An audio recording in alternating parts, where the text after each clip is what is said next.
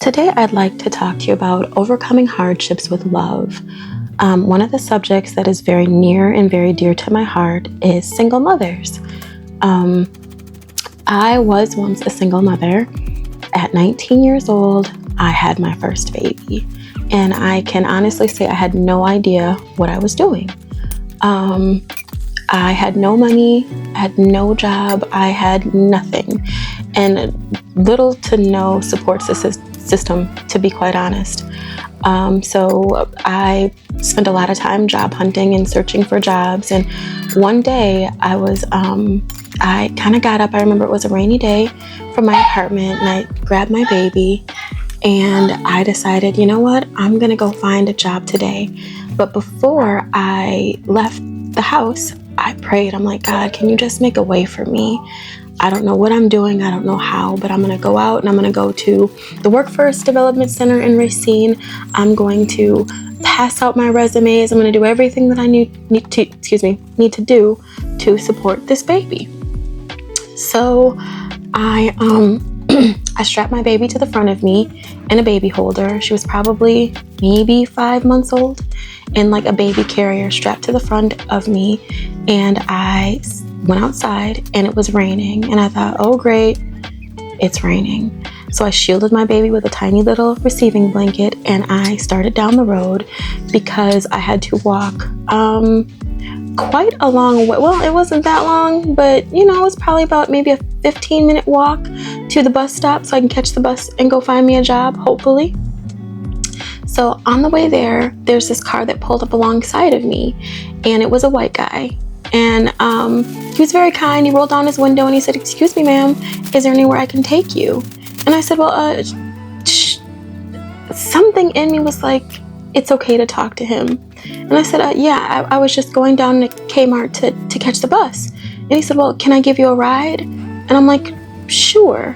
So I hopped in his car and with my baby in front of me, strapped on me. And I remember looking, it was a Jeep. It was like a little, I don't know if it was a Grand Cherokee or some type of Jeep, but from where I was sitting in the back seat, I could look in the trunk and see golf clubs. And I'm like, oh God, he's gonna kill me. There's golf clubs back here.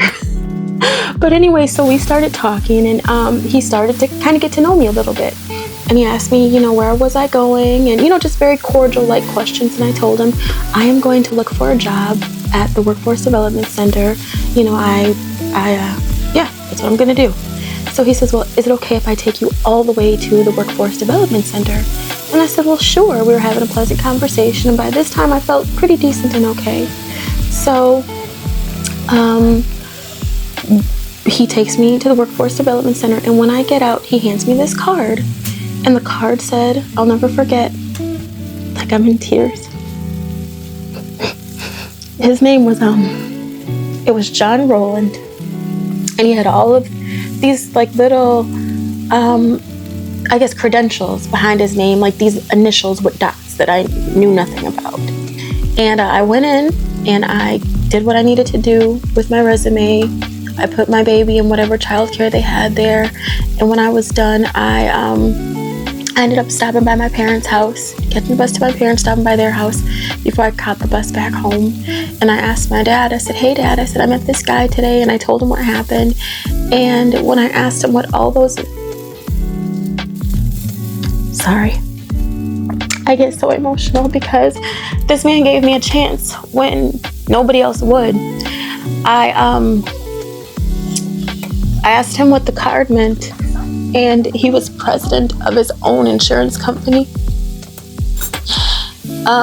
When he gave me the card, he told me to call his office, and maybe somebody there could help me get a job, or maybe we could get a job. So I did call his office, and he had me interview with his brother-in-law, Mike Walton, and I got hired.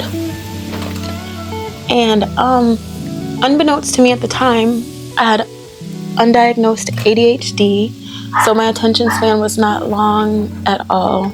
I basically had a learning disability. So they trained me, or they tried to work with me, and they kept me, honestly, maybe for about a month or two. They were so kind. And what ended up happening is that I didn't cut the mustard, to be honest.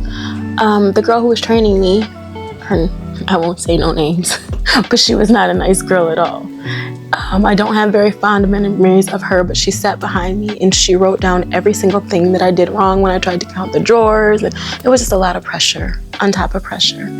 But they ended up letting me go. But before he let me go, he made sure that he had a lot of connections, actually. He was closely tied to like Sam Johnson of Johnson's Wax. You know, I mean, like that was their insurance company, and he had a lot of connections, and he gave me a lead to Case to be actually an accountant, which was crazy. But before they let me go, they had gave me like this severance period, like this, you know, like 4 weeks of just pay for work that I wasn't doing, 4 weeks to find another job, 4 weeks to, it was breathing room. Now, mind you, I still had this ADHD that I didn't know about till I was 30, and I'm 19 years old at this moment. But I can remember at this point, I was offered, in my job search, I was offered 2 jobs, you know, I had 2 job interviews.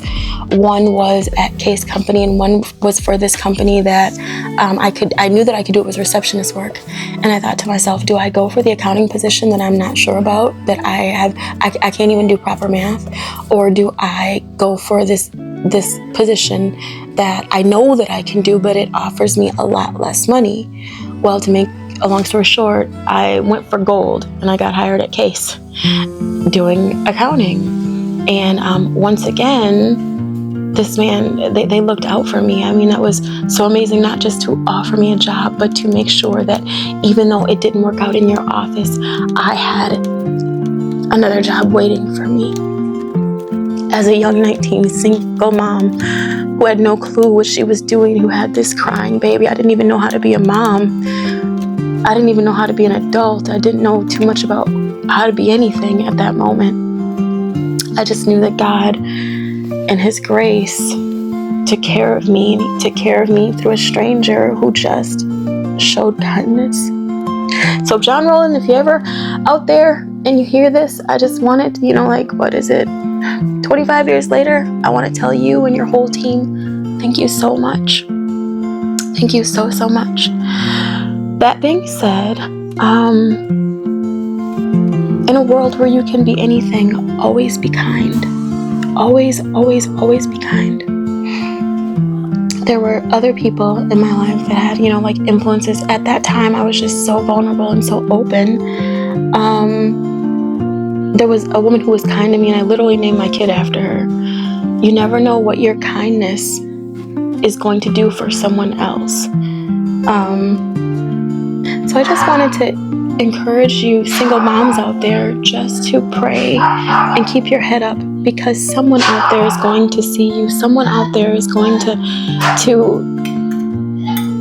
take stock in you and see that you're more than just your situation. Thank you guys just kind of for listening. And once again, there is always room for you at my table, where kindness is paramount. You guys have a great day.